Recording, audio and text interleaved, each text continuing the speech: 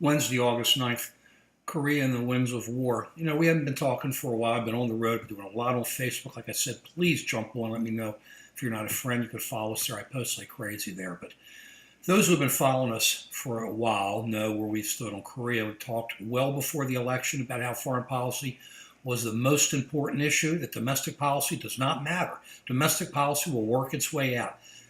We have no real control over foreign policy, and foreign policy is run by the president.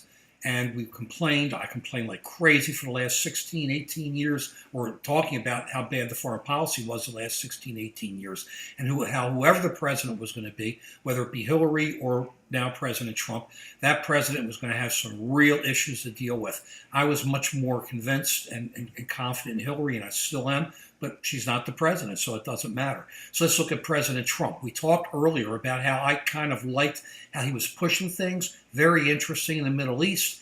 Those who have watched a while back, there was a killing of a couple Israeli police officers at the Temple of the Mount near the West Wall, right next to the West Wall, I believe, and also known as the Wailing Wall. And the Israelis put up metal detectors, which I thought was just a mistake. They took them down, put up cameras, and nothing has happened since then. It's been very quiet. So it appears that his approach in dealing with the Sunni Muslim Arab countries, like Saudi Arabia, the Gulf states, Saudi Arabia, UAE, and those, Egypt, is putting Israel into a better position and the Middle East into a stronger position so that it can deal with these issues and maybe work something out. So far, it stayed kind of quiet. Interesting. But North Korea getting bigger and bigger. We said way back that this was the number one issue. More than the Middle East, this was the number one issue. And now you have to really look at this thing. The problem that concerns me is we really seem to be running into some momentum. What do they say? A rolling stone gathers no moss, but it sure picks up speed. And what's happening here is it's just going and going and going. And the young Hun, I don't think wants to stop. I think he believes that he's ready to go to heaven or wherever his North Korean heaven is. Doesn't matter taking down his people, and really is spoiling for a fight to prove something. Now, I don't know what he'll prove. He's going to prove he can kill a lot of South Koreans and prove he can kill some Japanese and probably a chunk of Americans. But he ain't going to prove nothing because he's going to be gone. The problem is that what's China going to do?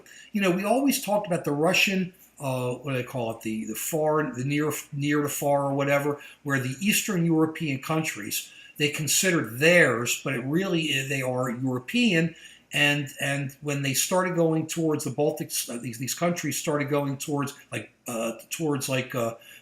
Poland and those towards NATO or towards the European Union, the Russians got really bummed because that's the country on their border. Well, China's the same way. They don't want to see North Korea become part of South Korea or one big Korean peninsula because they're afraid that the United States would then have too much influence down there.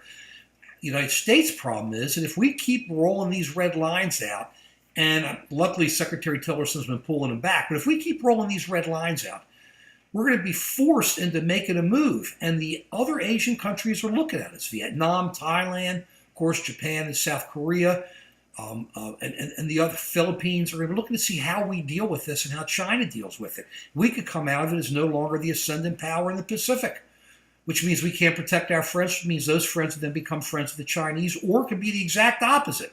This is a real issue. This is, once again, the weakness of a Machiavellian president who wants to go one-on-one and make a deal. He can go one-on-one with China. He's going to go one-on-one with North Korea. The problem is it still is going to affect so many other countries in the Asian community, and how that's going to affect us, who knows? So hopefully we're going to get this thing worked out. I think that we're getting close to war. I'm really worried that there's going to be an exchange of fire somewhere. Question is, if there is, are we going to hit them so hard they don't have a chance to make a move? I'll tell you this, President Obama wouldn't have done anything. I really believe that President Trump would do something. If this guy starts with any of our ships or any of our friends, I got to believe that there's going to be a response that's going to be nasty. What will the Chinese do? Don't worry about the Russians. They're out.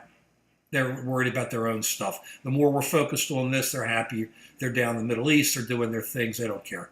So watch this. I think it's closer to war than we think.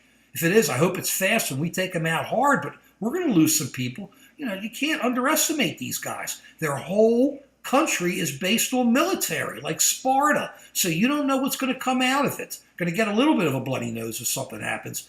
But I would not push things if I was the North Koreans, but I believe they're going to. And I believe there's going to be an exchange of gunfire. And not far off. Remember, 2 steps forward, 1 step back. But as momentum builds up, it becomes 3 steps forward and 1 back. Then 4 steps forward and 1 back. And this president's not going to sit back if anything gets pushed. So get ready, watch it, be prepared, and don't be surprised. Don't be surprised at all if there's going to be a real exchange of gunfire, deaths, and things happening. I'm worried about it.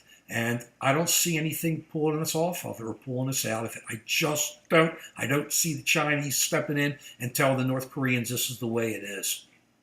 So that's where we are. We'll talk about some other things later about like a preacher who thinks God has told us that, told Trump that he can bomb North Korea. Oh, God, where do these people come from?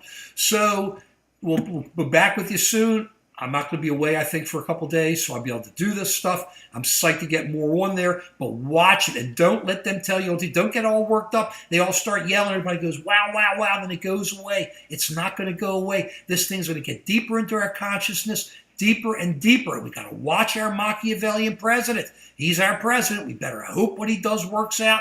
The people around him seem okay.